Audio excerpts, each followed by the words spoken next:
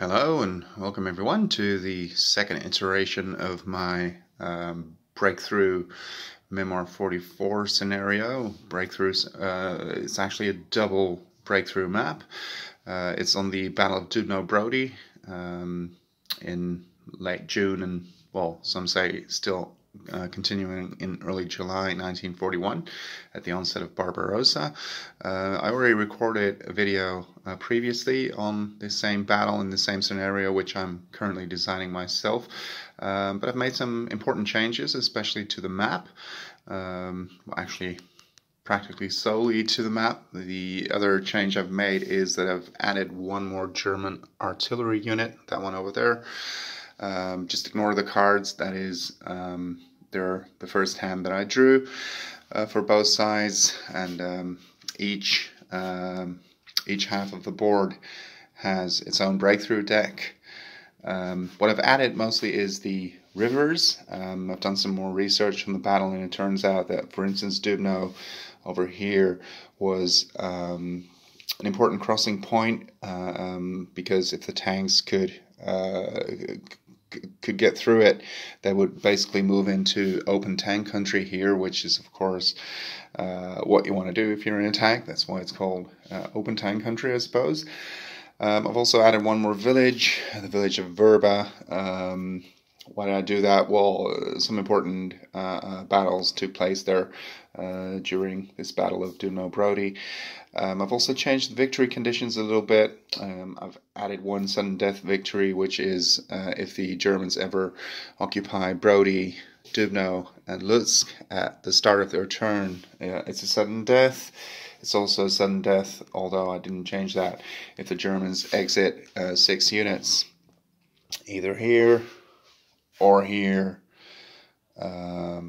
or where's the other one? Well, you missed the other one, but it's behind the card here. 3 main roads here. This one, and this one, and this one are actually. This is actually the north of the map, by the way, but the orientation is different, so that the forces can actually retreat to their respective baselines where they actually were. So mostly in the west, as far as the Germans go, and to the east for the Russians. So this is actually the north, and this is the south over here. Yeah, so those are the most important changes. Didn't forget to mention anything else. Not really, I guess. So yeah, those are the sudden death victory conditions. The town hexes that didn't change. The Russians starting control of, because you can actually see the medals here, all town hexes have both a Russian medal and a German medal, but they all start under Russian control. So the Germans start with 12 medals. For now, the victory conditions are either those sudden death conditions that I've already described, or or simply obtaining 24 medals. So of course the Russians are at an advantage, but there are several villages and towns relatively close to the German starting position, so they should be able to reclaim some of them. And as I said before, the Russians have far fewer cards. They have 4 cards on each board. The Germans have 6. Moreover, the Commissar rules are in play. Russian armor only moves 2, whereas the German armor moves normally. The Russians do have KV-1 and KV-2 tanks, which are the single figure ones. They use Tiger rules, and they have some T-34s, which are these, and all the Russian units that are composed of 2 units are mostly made up of T-26s and BD-7s.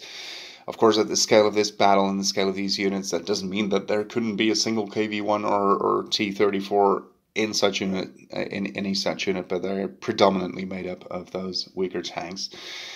Yeah, so that's about it. We're going to see how it turns out. There's one more special rule. I called it air superiority and artillery superiority, something like that, which means that the Germans can play any Recon 1 card either as an artillery bombard, so their artillery on a particular board can fire twice, or they can use it as an air power card. And yeah, I think that's about it. So let's see how it turns out. Here you can see some trucks. Here there are some more. Here there are some half tracks which are all capable of resupplying the German units, because that was one of the major advantages that the Germans had in this battle. They had air superiority. They had, well, I wouldn't say better artillery, but it was more readily available, better positioned, more easily deployed, and they had much better supply than the Russians did. And the Russians were also, and I hope I've reflected that a little bit in the setup, they were actually deployed in quite an offensive manner, because they were supposed to counterattack right away in case of a German attack, or some say they were even preparing an attack of their own. So some of these Russian forces are actually quite vulnerable. As you can see, they are far outnumbered. Over here, for instance, they are outnumbered over here. Here, perhaps they are not outnumbered, but they are not necessarily positioned in very well defensible terrain. So I'm going to continue my playtesting now with those rivers in play. I might actually add a rule that the Germans can build 1 or 2 pontoon bridges. But we'll see. Well, for now, I'll test it the way it is, so that the cities where the battle actually was at its fiercest, so in Brody, between the 2 rivers, in Dubno, and also over here at Lutsk, and Vladimir and Vinica.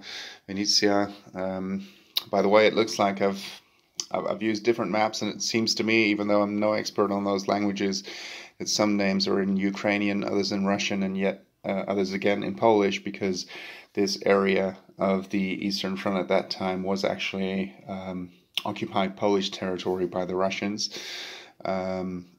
So if I ever do get to register the scenario on the scenario editor, which still seems to not be working, then I'll make a decision. I'll probably use the Russian names, because at this point, at the war, the Russian names were actually being used, and it seems to me that now there's a mix of the 3 languages I've just mentioned. Anyway, that's, I suppose, a detail for now.